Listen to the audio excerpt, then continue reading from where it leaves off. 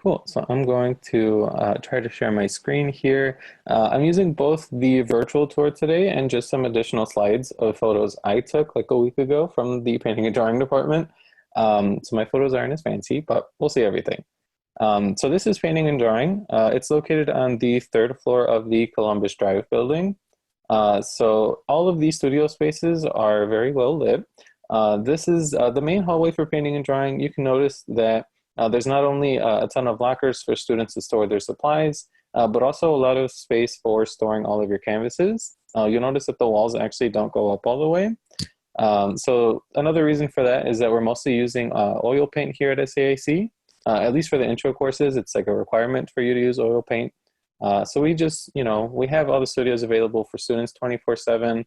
We try to make it as accessible as possible. So another reason for that. But as we continue down the hallway, we'll go into the open studio.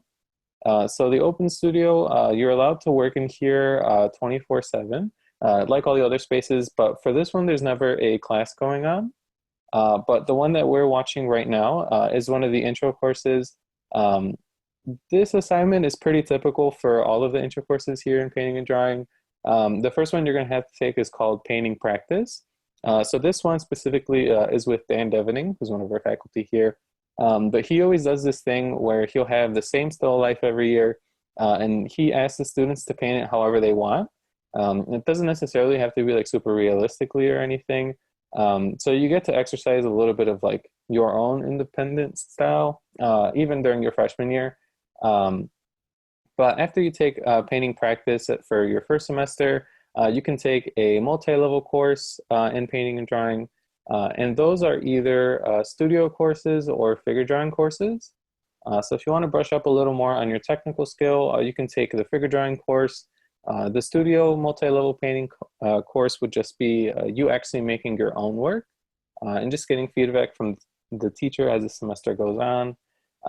So you don't really have to wait till your junior and senior year to start making your own actual studio work, which is nice. And then after you take those multi-level courses, you can take topics-based courses. So topics-based courses are exactly what they sound like. If you're more interested in like abstraction or landscape painting or portraiture, you can take one of these topics-based courses. And I think I mentioned it before that painting and drawing is is the largest department on campus. So that being said, we actually have a ton of different faculty, and all of our faculty, they don't have art education backgrounds. They actually are selected because of what they've done in their own studio practice. So they're all practicing artists with their own topics for all of their courses. So if you research all of them and you're like, oh my God, I really like this person's work, you can take a topic-based course with them. And then once you take, by bare minimum, once you take the painting practice class and a multi-level class, you can start taking the advanced studio courses. So advanced studios are where you are applying to get your own studio that you would be sharing with another person. But instead of meeting once a week from 9 to 4, you would actually be meeting 3 times a week with your teachers. And not only would you have 3 teachers for those 3 days, you're having independent meetings with all of them. So once you are in the advanced studio classes, those are much more, where you're working as your own studio artist. I keep mentioning it earlier, but I mean, working at SAIC, I really love that aspect to it. They really do kind of treat us like we are kind of more their colleagues as opposed to just like students taking classes. But if you're not interested in the more conventional fine art route, we do offer a lot of other classes in the painting and drawing department. This includes things like illustration and comics.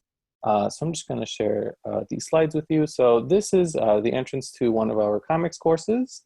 And this is what the classrooms look like.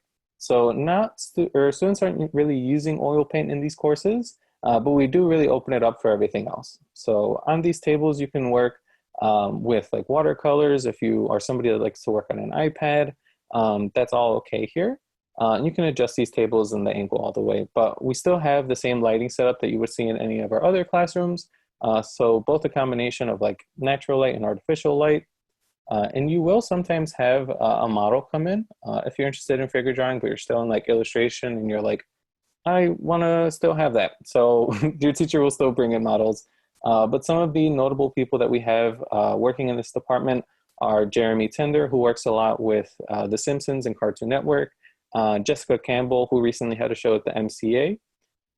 So when I mentioned earlier that our faculty is like kind of famous, it extends to all of our departments as well. And then this is one of the hall spaces for painting and drawing. Some of these display cases we have all across campus. And you don't have to have any prerequisites to be in these spaces. There's just that little paper sign-up list for you to put your work inside. But this space over here is our Materials and Techniques lab. So in the Materials and Techniques lab, they're actually teaching you how to make your own mediums.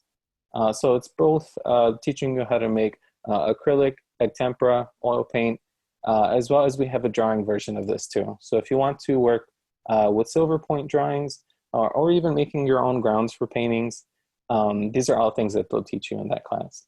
And everything that they use in that space is actually provided to you for free. The main reason for this is we do encourage experimentation here at SAIC. So we are going to teach you the right way to do things, but we also encourage you to do it the wrong way, because you might learn something that we don't know.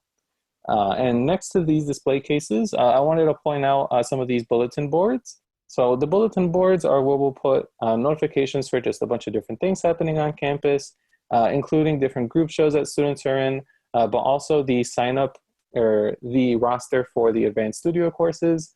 I mentioned them earlier as being like the higher version or the highest class in the department. That is mostly because you actually have to apply into them. They're open to you after you take your first 2 semesters here at SAIC in the Painting and Drawing Department. So it's kind of cool that they do give that opportunity to people who maybe already have a background in painting and drawing, but it's usually mostly for like juniors and seniors. And this is another side of the main hallway for painting and drawing. I just really wanted to show it off because it has the fancy orange painting and drawing sign, but it does extend that entire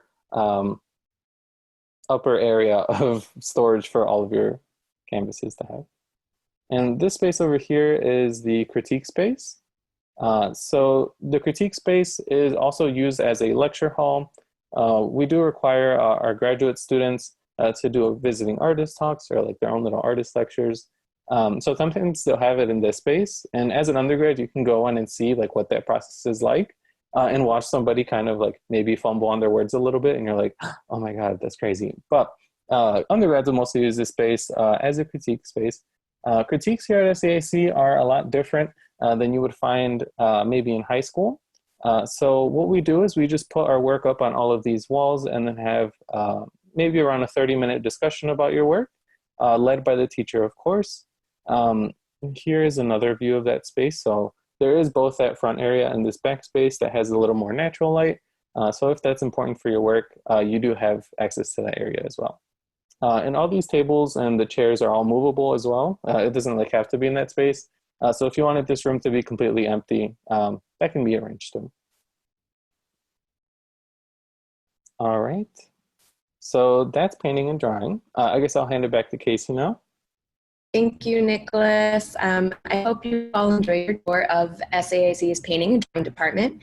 If you have any questions, please don't hesitate to reach out to us at 312-629-6100. You can also email us at ugadmiss, that's UGADMISS, at SAIC.edu. And of course, to learn more about SAIC's programs, including more about our Painting and Drawing Department, you can always find us at SAIC.edu. Thanks so much.